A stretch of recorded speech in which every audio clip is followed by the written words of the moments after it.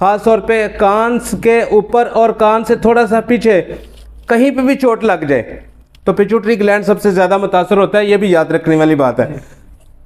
اس کے ساتھ انسان کی مردانہ قوت کے اندر بہت زیادہ کمی آ جاتی ہے، بلکہ ٹیسٹس کو ہارمونز ملنے بند ہو جاتے ہیں۔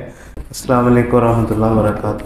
میرے نہایت ہی واجب الاحترام اساتذہ گرامی اور میرے ہم مکتب ساتھیوں، السلام علیکم ورحمۃ اللہ وبرکاتہ۔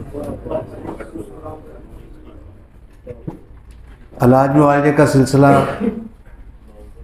جب تک زندگی ہے چلتا رہے گا، آپ کے پاس مریض آتے رہیں گے، اللہ آپ کے ہاتھوں شفا دیتا رہے گا، اور یہ سلسلہ دنیا کا شروع سے چل رہا ہے، آج تک چلتا ہی ہے۔ تو سلسلہ شروع یہ کیا تھا کہ طالب علم کو یہ پتہ چلے کہ ہم لیبارٹری کے محتاج نہیں ہیں، ہم لیبارٹری کے بغیر بھی علاج معالجہ کرنا جانتے ہیں، لیبارٹری کے ٹیسٹوں سے بغیر تشخیص کرنا جانتے ہیں۔ صابر رحمۃ اللہ علیہ نے ہمیں ایسے قوانین دیے ہیں کہ ہم ان کے بغیر بھی تشخیص کر سکتے ہیں، اور اللہ کے فضل سے جو ہمارے ساتھ بیٹھنے والے طالب علم ہیں وہ مجھے 100% امید ہے کہ جو پہلے میں نے آپ دوست احباب کے سامنے اپنے زندگی کے مشاہدات بیان کیے وہ سبھی آپ کو انشاءاللہ ضرور فائدہ دیا ہوگا انہوں نے، کہ جو تشخیص ہے، میں نے پچھلے لیکچر کے اندر بھی تشخیص کے حوالے سے آپ لوگوں کے سامنے بات رکھی تھی کہ آپ اٹھرا کے حوالے سے یہ نہ جانیں کہ یار کوئی ہمیں رپورٹ لا کے دے گا تو ہم یہ سمجھ سکیں گے، رپورٹ کے بغیر ہم علاج ہی نہیں کر سکتے، تو یہ درست نہیں ہے۔ الحمدللہ ہم اچھے طریقے سے تشخیص کو پہلے سیکھیں گے۔ صابر رحمۃ اللہ علیہ کی کتاب عیادہ شباب، اس کا صفحہ ہے، نوری کتب والوں کی بک ہے، اس کا صفحہ 114 ہے۔ اس کے اوپر صابر صاحب ایک لکھتے ہیں کہ غدد جو ہے نا 2 قسم کے ہوتے ہیں۔ ایک جگہ پہ صابر صاحب لکھتے ہیں کہ غدد 3 قسم کے ہوتے ہیں، ایک جگہ پہ لکھتے ہیں کہ غدد 2 قسم کے ہوتے ہیں۔ صفحہ 114 عیادہ شباب کتاب ہے، نوری کتب خانے کی لکھی ہوئی چھاپا ہے۔ اس کتاب کے اندر صابر صاحب لکھتے ہیں کہ غدد 3 قسم کے ہیں۔ مثلا وہ کہتے ہیں ایک غدد ایسے ہیں جو اپنے فاسد مادوں کو اپنے جسم کے اندر جتنے بھی فاسد مادے پڑے ہوتے ہیں وہ جسم سے باہر خارج کرتے ہیں۔ ان کو جگر، اس کی مثال دیتے ہیں کہ جیسے جگر نالی دار غدد کا سب سے بڑا ایک غدد ہے، جسم کا سب سے بڑا غدد عضو رئیس اس کو بولا جاتا ہے، یہ نالی دار غدد ہے۔ کون سا غدد ہے؟ یہ نالی دار غدد ہے۔ تو دوسری انہوں نے قسم لکھی ہے کہ ایسا، تھینک یو، دوسرا وہ لکھتے ہیں صابر صاحب کہ غدد کے اندر، غدد کی دوسری قسم ایسی ہے کہ کیمیاوی طور پر خون کے اندر اپنی رطوبت کو شامل کرتے ہیں، جیسے طحال،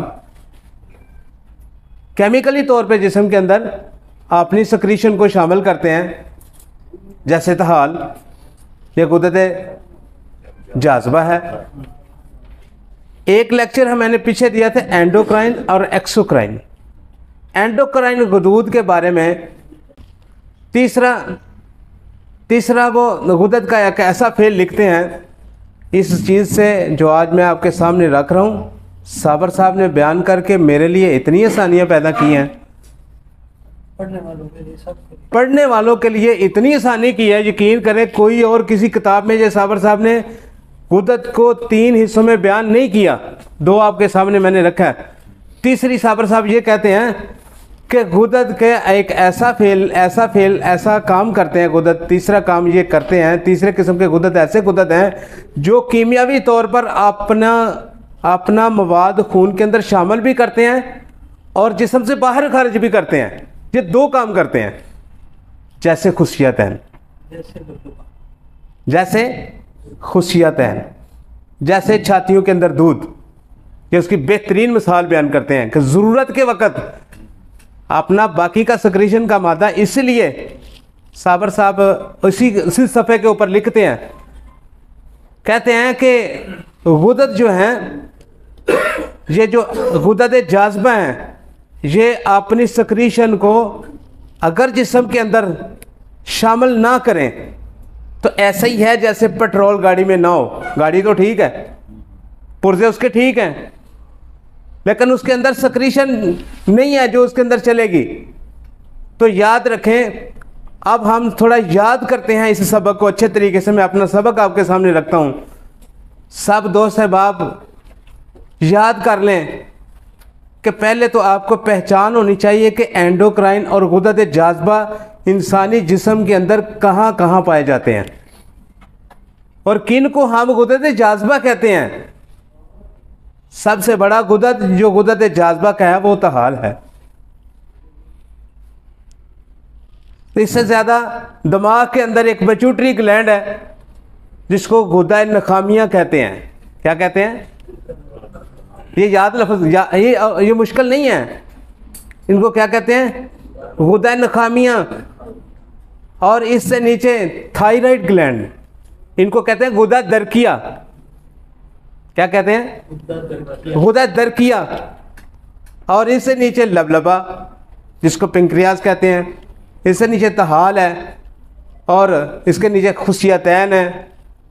جی اسی طرح یہ غدد کے موٹے موٹے میں نے آپ کے سامنے رکھے. ان میں سے ایک غدد کے بارے میں آج میں اپنا سبق آپ لوگوں کو سناؤں گا، تاکہ آپ کبھی بھی پریشان نہ ہوں کہ آپ کے پاس اگر کوئی مریض آ جائے اور اس کی تشخیص کرنی آپ کے سامنے ہو تو تشخیص آپ کے لیے جتنے الفاظ بہترین آج آپ لوگوں کے سامنے استاد اشرف صاحب نے رکھے ہیں، یہ انتہائی قابل قدر الفاظ ہیں. میں ان کی قدر کرتا ہوں، یہ ہمارے استاد ہیں، لیکن ان کے الفاظ میرے لیے بہت زیادہ اہمیت ہے. میں ان کو اچھے طریقے سے یاد کر کے اپلائی کروں گا انشاءاللہ. آپ لوگ بھی اپنے جو مریض کا پرسکرپشن پیڈ ہے اس کے اوپر ضرور ان الفاظ کے ساتھ مریض کی تشخیص کرنے کے لیے الفاظ چنیں، تو کہ آپ کی عزت کے اس میں الفاظ چوز کرنے سے آپ کی عزت افزائی ہے اس میں. ہاں جی پرچی والے الفاظ بتائیں استاد صاحب نے. یہی الفاظ ان کو دینے چاہیے اور لکھنے بھی ایسے ہی چاہیے تو کہ آپ کی قدر ہو، یہ نہ ہو کہ آپ اس طرح کی کیفیت کریں. آگے میں آپ کے سامنے کا اپنے جو آج کا سبق ہے وہ آپ کے سامنے رکھتا ہوں. یاد رکھیں کہ غدہ نخامیہ جس کو پیٹیوٹری گلینڈ کہتے ہیں، اگر وہ خون کے اندر اپنی سکریشن شامل نہ کرے، اس کی بہت زیادہ وجوہات ہیں، تو بندے کی ڈیتھ ہو جاتی ہے، بندہ مر جاتا ہے. جو پیٹیوٹری گلینڈ سے سارے جسم کو جتنے بھی نیچے سگنل ملتے ہیں کہ ملنے بند ہو جائے بندہ ڈیڈ ہے، یا اس کو سکتہ ہوتا ہے یا کومے کی حالت میں ہوتا ہے، یہ اس کی سب سے بڑی علامات ہے. بے حس بے جان ہوتا ہے. اگر وہ اوپر سے سگنل سارے جسم کو نہیں ملیں گے تو سب سے زیادہ جو غدد ہے وہ سے سکریشن نہیں ملے گی. کوئی ہارمونز بھی آگے پیٹیوٹری کے علاوہ نہیں بن سکتا. یہ یاد رکھیں، یہ اتنا قیمتی ہارمونز ہے. کسی کے دماغ کے دائیں طرف ادھر کوئی بندہ اپنا ٹھوک کے چپیڑ مار دے، بندہ بے ہوش ہو جاتا ہے. یاد رکھیں یہ والا جو حصہ ہے خاص طور پہ کان کے اوپر اور کان سے تھوڑا سا پیچھے کہیں پہ بھی چوٹ لگ جائے تو پیٹیوٹری گلینڈ سب سے زیادہ متاثر ہوتا ہے. یہ بھی یاد رکھنے والی بات ہے. اس کے ساتھ انسان کی مردانہ قوت کے اندر بہت زیادہ کمی آ جاتی ہے، بلکہ ٹیسٹس کو ہارمونز ملنے بند ہو جاتے ہیں. یاد رکھیں یہ تو غدہ نخامیہ. غدہ درقیہ جس کو ہم تھائرائیڈ گلینڈ کہتے ہیں، اگر جسم کے اندر تھائرائیڈ گلینڈ کی سکریشن خون کے اندر شامل نہ ہو تو اس کے ساتھ سب سے زیادہ جو نقصان ہوتا ہے انسان کے اندر وہ تھائراکسن ہارمونز نہیں بنتا. تھائراکسن لوگوں کو کھانی پڑتی ہے. یہ ہارمونز انتہائی قیمتی ہے. ایسا ہی ہے جیسے جسم کے اندر پیٹرول ڈالا جائے. عورتوں کے اندر اس کے بہت زیادہ اہمیت ہے. اس کے اندر دودھ بننے والے ہارمونز کے ساتھ اس کا بڑا تعلق ہے. یہ تعلق آپ کو میں ابھی بتاؤں گا انشاءاللہ. تیسرا غدہ جو کلا گردہ ہے، گردوں کے اوپر ایک غدود ہے جس کو کلا گردہ کہتے ہیں، یہ گردے کی سکریشن جو ہے نا، یہ ٹیسٹس کے اندر ہارمونز اس کے ساتھ معاون ہے، یہ گردے کے اندر اپنی سکریشن جو تقویت ہے خون کے اندر، ایڈرینلن گلینڈ جو ہے وہ اچھے طریقے سے اپنے تقویت دیتا ہے خون کے اندر، یہ بھی ایک بہت اچھا قسم کا سٹیمولیٹنگ ہارمونز ہے، اس کو یاد کرنا چاہیے۔ اگر خون کے اندر یہ نہ ملے تو گردے آہستہ آہستہ کر کے ویک اور کمزور اور سکڑنے شروع ہو جاتے ہیں، یہ بھی اس کا ایک فنکشن ہے۔ تیسرا، تحال کی اگر سکریشن خون کے اندر شامل نہ ہو تو ہضم خراب ہوتا ہے، رنگت سیاہ ہو جاتی ہے، مالی کھولیا ہو جاتا ہے جی۔ تو یہ ساری علامات آپ کے سامنے رکھنے کا مقصد یہ ہے کہ ان کی اہمیت آپ کو یاد ہو، ٹھیک ہے۔ اسی طرح خصیت عین کے اندر اگر ٹیسٹوسٹیرون ہارمونز نہ بنے تو یہ ہارمونز ہے جو اگر نہیں بنے گا تو اس کے ساتھ کیا ہوتا ہے، اولاد نہیں ہوگی، تولد و تناسل کا کام ہی ختم ہو جائے گا، شہوت تو ہوگی لیکن اولاد نہیں ہوگی۔ یہ سب سے زیادہ اہمیت کے حامل ہیں، یہ آپ کے سامنے رکھنے کا کچھ مقصد ہے۔ تو آج میں آپ کے سامنے ایک سبق آپ کے سامنے رکھنا چاہتا ہوں، وہ ہے تھائرائیڈ گلینڈ کا۔ اس کی تشخیص کے حوالے سے ہمیں سب سے زیادہ جو عمل ہماری تشخیصی حوالے سے جو علامات ہمیں ملتی ہیں وہ میں آپ لوگوں کے سامنے رکھتا ہوں۔ تھائرائیڈ گلینڈ ایک انسان کے جو گلے کے اندر تھائرائیڈ جو دو غدد ہوتے ہیں، اس کے ساتھ ایک اس کا ایک مددگار غدد ہوتا ہے، یہ صفحہ 114 ہے اعادہ شباب کا، یہ اسی کا سارا سبق میں ایک ترتیب کے ساتھ آپ کو سنا رہا ہوں، کوئی علیحدہ سے نہیں کر رہا۔ ہاں، اس کے ساتھ جو میں نے تجربات مشاہدات کیے ہیں وہ میں آپ کو انشاءاللہ آخر میں ضرور بتاؤں گا، ٹھیک ہے۔ اور کتنا یہ معاون ثابت ہوا ہے، الحمدللہ، اللہ کا لاکھ شکر، الحمدللہ مجھے تشخیص میں بڑی آسانی ہوئی ہے اس کے ساتھ، ٹھیک ہے۔ استاد محترم، اس کے ساتھ ساتھ غدہ اس کو درقیہ کہتے ہیں، انگلش میں اس کو تھائرائیڈ گلینڈ کہتے ہیں، پیرا تھائرائیڈ اس کا معاون ہے، اس کے ساتھ جو ہارمونز ریلیز ہوتا ہے اس کو تھائراکسن کہتے ہیں۔ اگر جسم کے اندر تھائراکسن کم ہو جائے تو اس کو کہتے ہیں ہائپو تھائرائیڈزم، یعنی کہ تھائراکسن کی کمی۔ ایک ہوتا ہے ہائپر معنی ہوتا ہے زیادہ ہونا، ہائپر زیادہ، ہائپر تھائرائیڈزم یعنی کہ دو ہوتے ہیں، ایک زیادتی ایک کمی۔ کمی کی علامات کون کون سی ہوتی ہیں؟ بڑی آسانی سے پہچانی جا سکتی ہیں۔ اگر آپ کے پاس کوئی مریض آ جائے اور اس کے اندر T3 T4 TSH یہ ہارمونز دیکھنے کے بغیر آپ تشخیص کرنا آسان سمجھتے ہو تو یہ میرے الفاظ لکھنے کے قابل ہوں گے انشاءاللہ۔ اگر سمجھتے ہیں کہ کوئی مریض مجھے یہ نہ پوچھے کہ یار مجھے کوئی تھائرائیڈ تو نہیں ہے، مجھے یہ پرابلم تو نہیں ہے، تو پہلے آپ کو یہ لفظ یاد کرنے ہوں گے، ٹھیک ہے۔ لکھنے میں زیادہ وقت ضائع ہوتا ہے، اس لیے میں آپ لوگوں کا وقت قیمتی جانتا ہوں، آپ دور سے آئے ہیں، تو آپ چند علامات نوٹ کریں گے دونوں طرف کی، ہائپو کی اور ہائپر کی۔ اگر تھائراکسن کم ہو جائے، اگر غدہ درقیہ کام کرنا کم کر دے، اپنی سکریشن خون کے اندر شامل نہ کرے، تو اس کی سب سے بڑی ایک علامت ہے، یاد رکھیں، دل کی رفتار کم ہو جاتی ہے لیکن بلڈ پریشر تیز ہو جاتا ہے۔ یہ بہت ٹیکنیکل بات ہے، بہت ٹیکنیکل۔ یہی ایک ایسا نقطہ ہے جہاں پہ اکثریت کے ساتھ ڈیجیٹلس دی جاتی ہے۔ صابر صاحب نے اس لکھا ہے، میں اپنے بھائی سے اس دن ایک کرشماتی طور پہ ایک چیز میں ان کو بتا رہا تھا کہ میں نے جو کتاب پڑھی نا، تو اس کتاب کے اندر اس مصنف نے اس جڑی بوٹی کا نام لے کے اس کو بیان کیا ہے، آخر میں بیان کروں گا انشاءاللہ، ٹھیک ہے، ہاں نا۔ اچھا، اس ڈیجیٹلس کا کیا مقصد ہے؟ وہ ڈیجیٹلس کیوں دیتے ہیں؟ وہ کرتی کیا ہے؟ رفتار کو تیز کرتی ہے اور بی پی کو کم کر دیتی ہے اور دل کی درد کے لیے بہت اچھی دوائی ہے۔ لیکن صابر صاحب کہتے ہیں کہ وہ تو زہر ہے۔ ہمارے پاس کیا کون سا فن ہے؟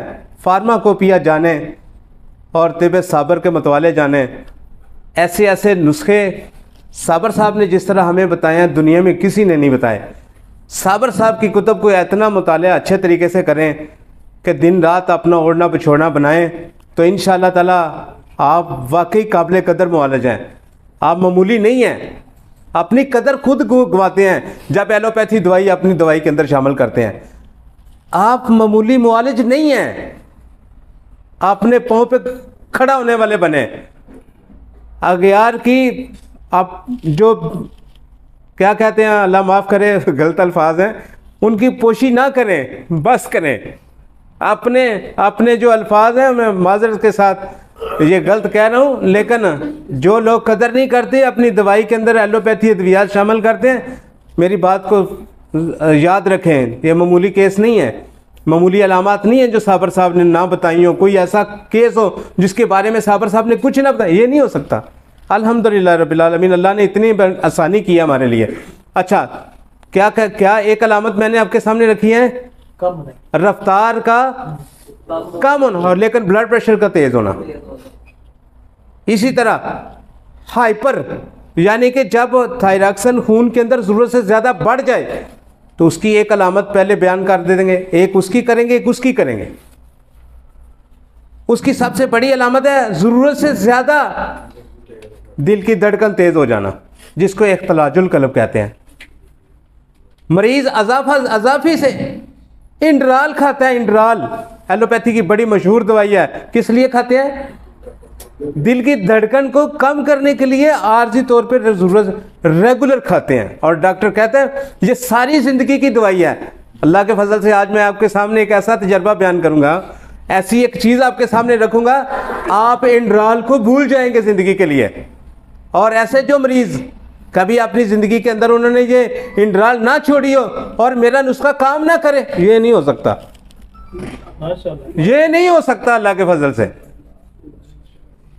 یہ صابر صاحب کا فارماکوپیا ہمارے لیے اتنا کارگر ہے، اتنا کامیاب ہے الحمدللہ کہ ہم اس کی قدر نہیں کر سکتے۔ اللہ پاک ہمیں معاف کرے، ہم اس کو دوسروں کے سامنے نسخہ سازی کے لیے ڈھونڈتے پھرتے ہیں، ٹھیک ہے۔ جول قلب کا جو ہمیں جول مجربات کا ایک بیماری ہے، ہمیں اس کی اللہ ہماری اصلاح کرے۔